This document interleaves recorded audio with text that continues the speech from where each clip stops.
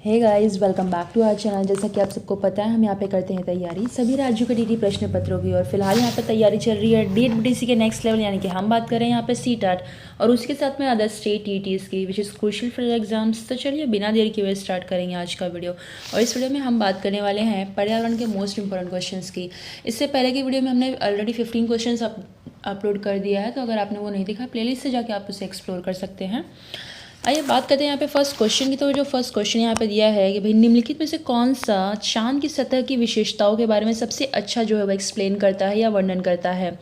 पानी नहीं है या पर्याप्त हवा है या फिर ऊंचे पहाड़ हैं, या फिर चांद पर पानी नहीं है, गहरे गड्ढे हैं, ऊंचे पहाड़ हैं, या फिर हवा नहीं है, गुरुत्व नहीं है और पानी भी नहीं है। हवा नहीं है, गुरुत्व नहीं है या फिर समतल सतह है सिर्फ वहाँ पे।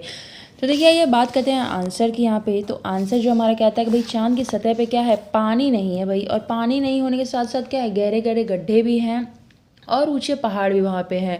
यानी कि यहाँ पे अगर देखा जाए आपका ऑप्शन बी, तो पानी भी नहीं है, गहरे गड्ढे भी हैं और ऊंचे पहाड़ भी चांद पे हमें मिलते हैं। तो आपका जो बी ऑप्शन है यही जो है वो चांद की सतह की विशेषताओं के बारे में सबसे अच्छा एक्सप्लेन करता है, अच्छा वर्णन करता है। तो बी ऑप्शन आपका यहाँ पे सही हो जाएगा।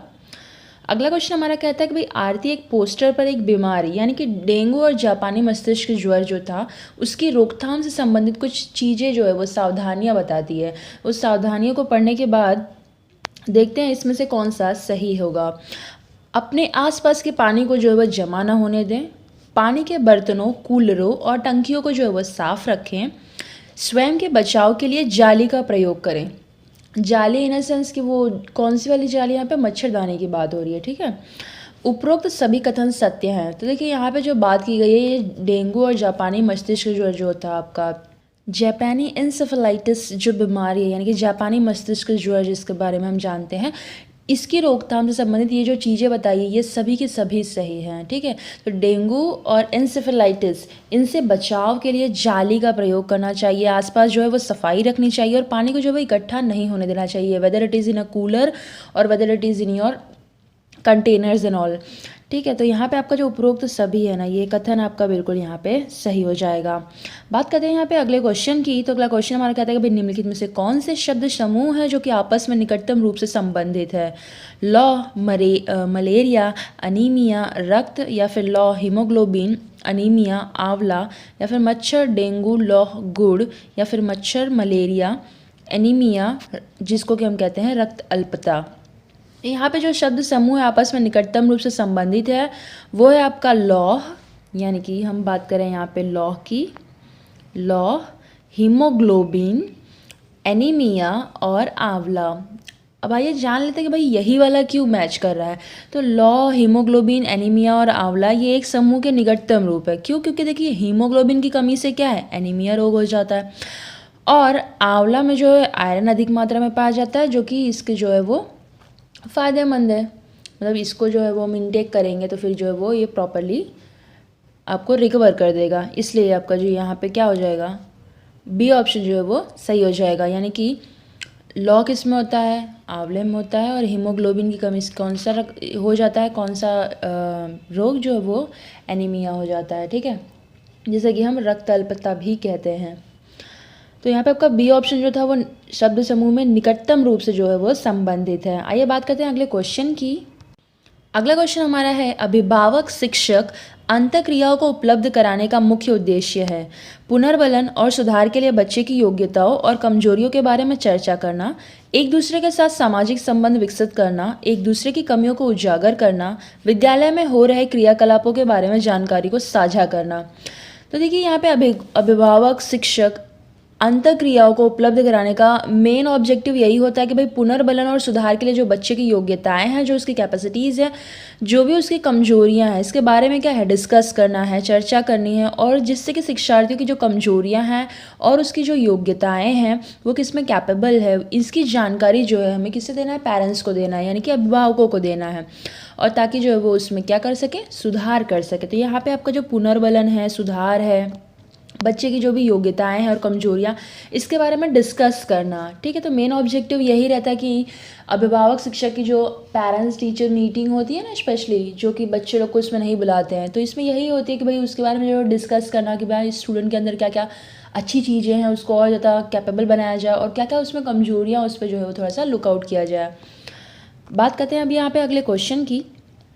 अगला क्वेश्चन हमारा कहता है कि भाई ये पढ़ाते समय कि भाई कुछ समय के लिए खाद्य पदार्थों को किस तरीके से हम ताज़ा रख सकते हैं। तो भाई राधा अपनी कक्षा में निम्नलिखित अनेक तरीके की जो है वो परिगणना करती है।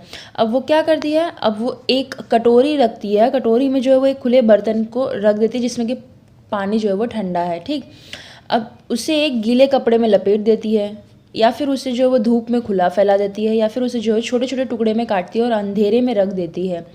अब यहाँ पे चीज़ें बता दी गई हैं और यहाँ पे अब पूछा गया कि भाई उपयुक्त तकनीक जो बी है यहाँ पे, यानी कि स्पेशली बी वाला, कि उसे जो है वो एक गीले कपड़े में लपेट देती है। ये निम्नलिखित में से किस खाद्य पदार्थ की ओर जो है वह संकेत कर रहा है। प्याज या फिर लहसुन, हरा धनिया, काजू बर्फी या फिर पके हुए चावल। तो देखिए यहाँ पे जो है ये सबसे बेस्ट जो है, हम गीले कपड़े में अगर लपेट के हम अगर हरी धनिया को रख देते हैं तो वो एज इट इज़ जो है वो नेक्स्ट डे के लिए आपका बना रहता है, वो जो कि है ख़राब नहीं होता है। अगर इन केस आप ऐसे ही रख देंगे तो वो नेक्स्ट डे जो है वो इतना यूजेबल नहीं रहता, मतलब रहता है, मतलब थोड़ा सा सूख जाता है, ड्राई हो जाता है। लेकिन आप अगर गीले कपड़े में, सूती गीले कपड़े में अगर लपेट के रखते हैं, that is well and good for the next day also.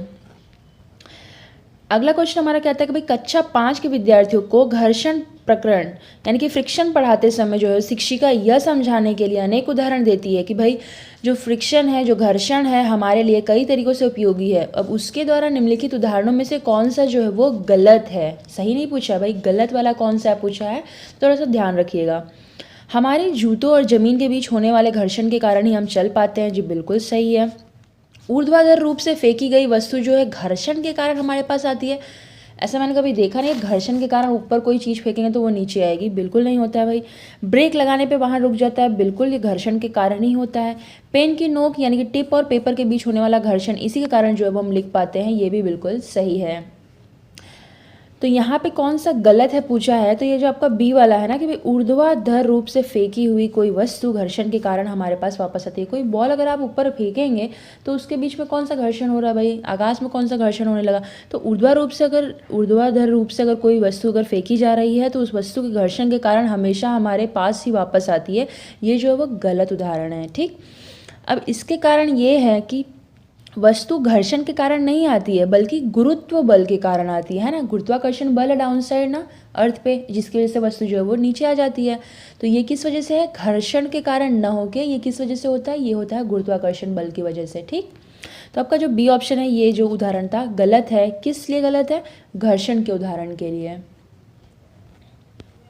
अगला क्वेश्चन हमारा कहता है कि भाई सभी बड़े शहरों सड़कों पर भारी संख्या में वाहनों के कारण पर्यावरण प्रदूषण की समस्या का सामना कर रहे हैं। तो भाई पर्यावरण संरक्षण के लिए शहर के लोग जो है व्यक्तिगत रूप से डैश के माध्यम से अपना सहयोग दे सकते हैं। तो भाई हम और आप किस माध्यम से जो है वो सहयोग दे सकते हैं पर्यावरण को थोड़ा सा सही करने के लिए। भाई आने जाने के लिए जो है वो सार्वजनिक जो भी यातायात है उनका जो है वो उपयोग किया जाए, या फिर अक्सर घर से बाहर जाने से जो है वो बचा जाए, या फिर व्यक्तिगत वाहन जैसे स्कूटर, कार, ये सब जो है वो मत रखो, या फिर जो है पर्यावरण सुरक्षित सीमा के लिए व्यक्तिगत वाहन के इंजन की नियमित रूप से जाँच करवाई जाए।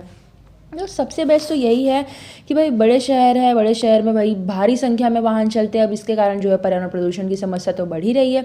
अब होता क्या है कि पर्यावरण संरक्षण के लिए हम क्या कर सकते हैं कि शहर के लोग जो है वो व्यक्तिगत रूप से जो आने जाने के लिए अपने पर्सनल कार्स वगैरह यूज़ करते हैं, हम मोटर बाइक्स वगैरह यूज़ करते हैं, वो ना यूज़ करके हम सार्वजनिक यातायातों का जो है इस व्यवस्था का जो है वो अगर प्रयोग करते हैं तो हम जो है अपना सहयोग दे सकते हैं। किस लिए, अपने जो है पर्यावरण को सही करने के लिए थोड़ा सा।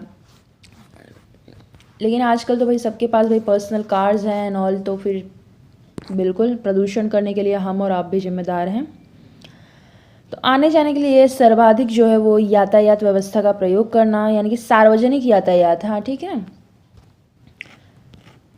नेक्स्ट क्वेश्चन हमारा कहता है भाई कि कक्षा 5 का जो समीर है वो अक्सर समय पे पर्यावरण अध्ययन की शिक्षिका के पास दत्त कार्य जमा नहीं करता है, यानी कि होमवर्क जो है वो जमा नहीं करता है।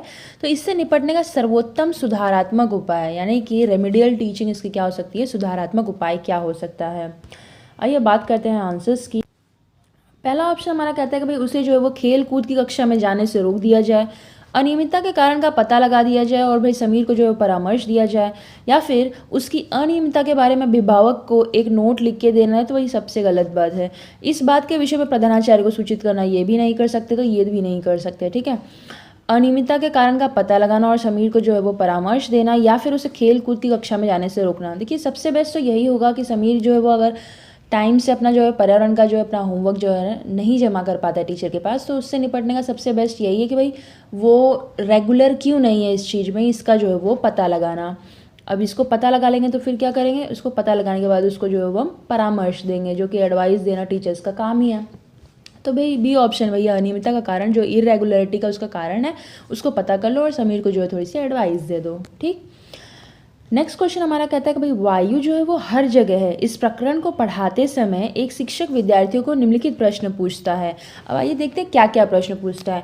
क्या मृदा जो है इसमें वायु होती है? क्या पानी के अंदर वायु है? क्या हमारे शरीर में वायु है? क्या हमारी हड्डियों में भी वायु है? तो शिक्षक जो है शिक्षार्थियों में निम्नलिखित में से कौन सा कौशल विकसित करने का प्रयास कर रहा है?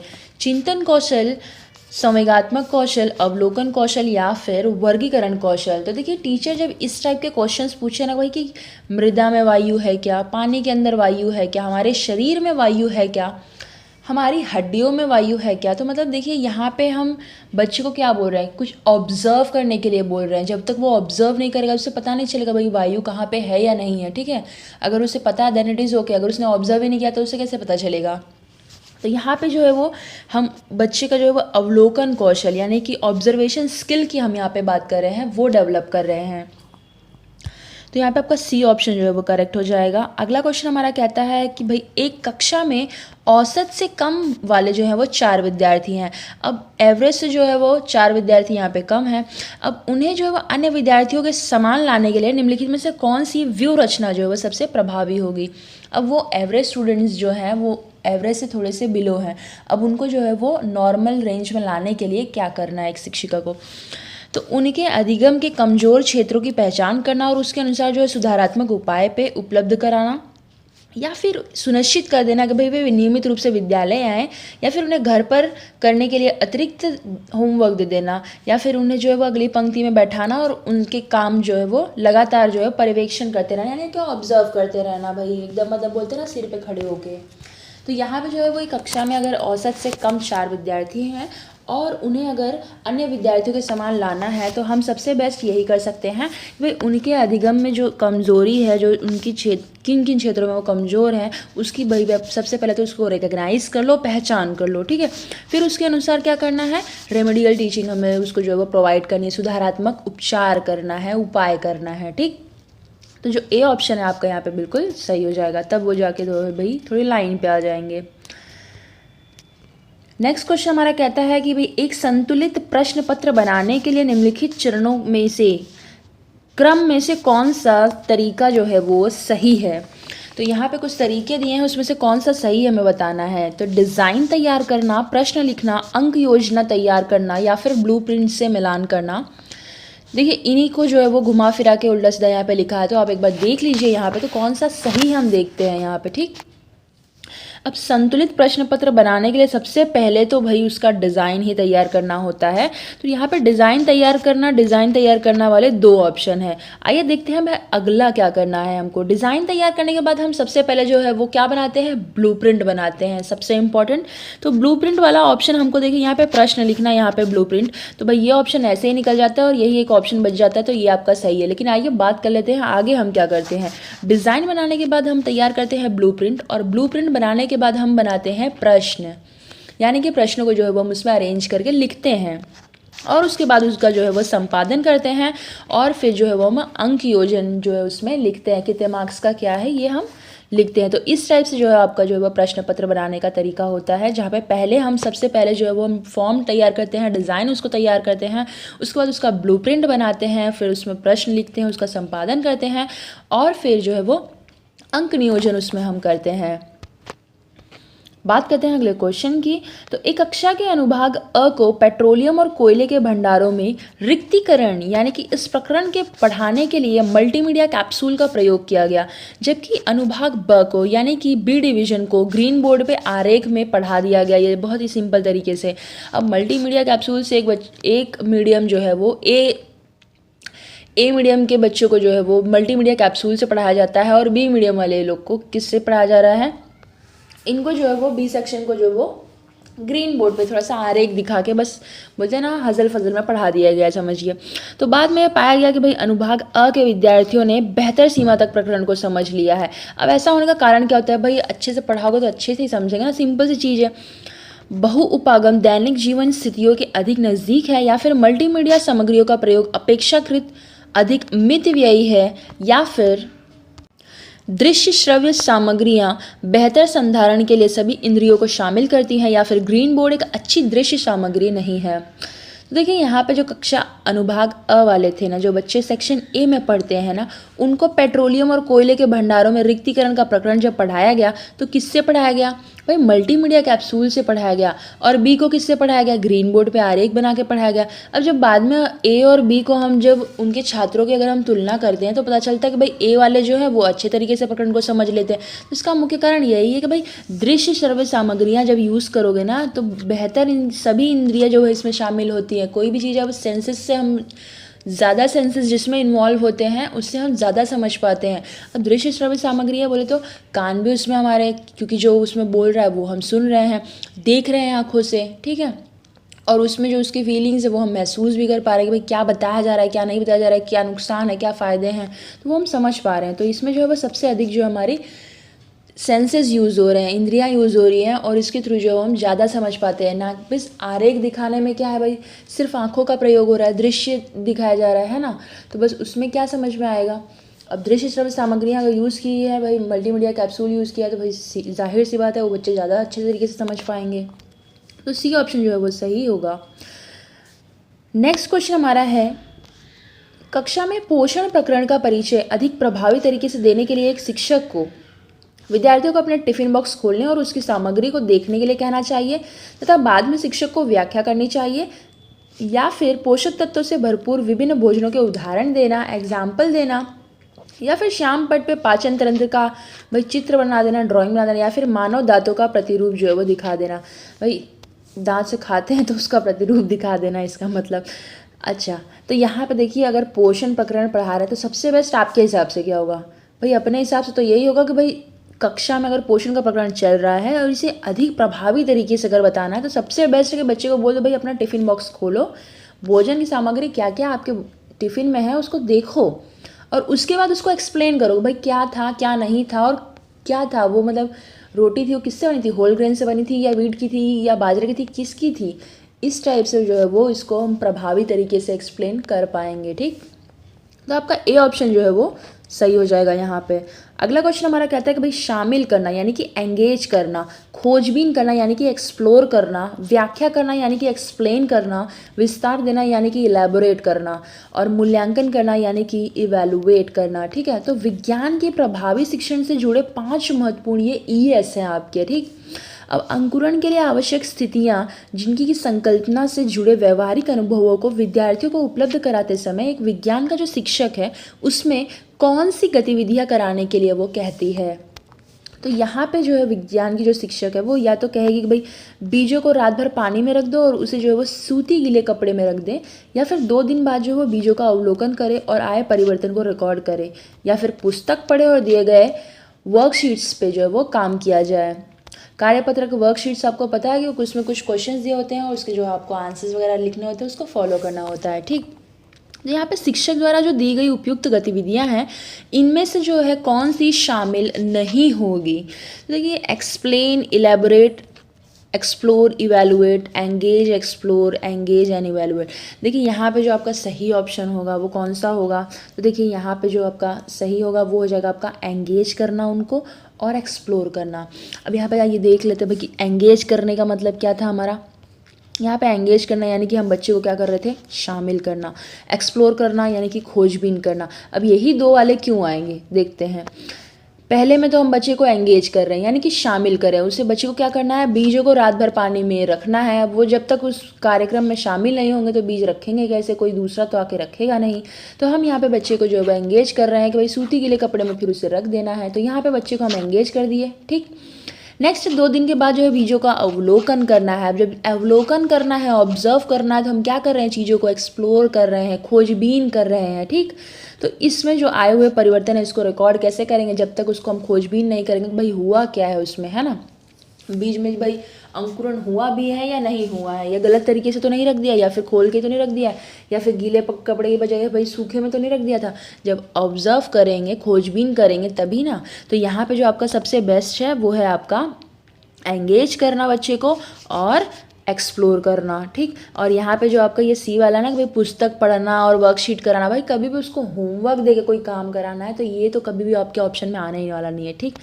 तो यहाँ पे आपका जो है एंगेज और एक्सप्लोर, यानी कि ए और बी वाला जो ये दोनों ऑप्शन थे ये हम बच्चे से कराएंगे, ना कि और कोई, ठीक है। अगला क्वेश्चन हमारा कहता है कि भाई भारत में समृद्ध वनस्पति जात और प्राणी जात के बारे में पढ़ाने के बाद विद्यालय द्वारा प्राथमिक कक्षाओं के विद्यार्थियों को रणथंभौर राष्ट्रीय उद्यान ले जाया जाता है। क्या आपको पता है कि रणथंभौर राष्ट्रीय उद्यान कहाँ पर है? तो आपकी जानकारी के लिए बता दूं कि ये जो है आपका राजस्थान में है। तो इसमें जो है वो डैश में विद्यार्थियों की सहायता करेगा। ये किस में सहायता करेगा भाई, कक्षीय अधिगम की वास्तविक जीवन स्थितियों के साथ जोड़ने में, या फिर पर्यावरण संरक्षण के लिए कौशल के विकास में, या फिर बाहरी भ्रमण में दोस्तों के साथ मजा लेने, या फिर प्रकृति के प्रति सम्मान विकसित करने।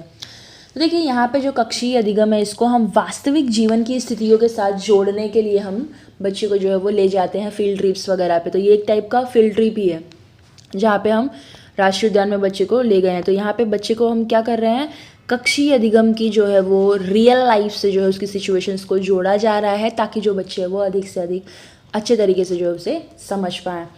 तो ए ऑप्शन आपका यहाँ पे बिल्कुल सही हो जाएगा। और इस वीडियो में तो बस इतना ही गाइस, मिलते हैं अपने अगले वीडियो में, तब तक के लिए जय हिंद।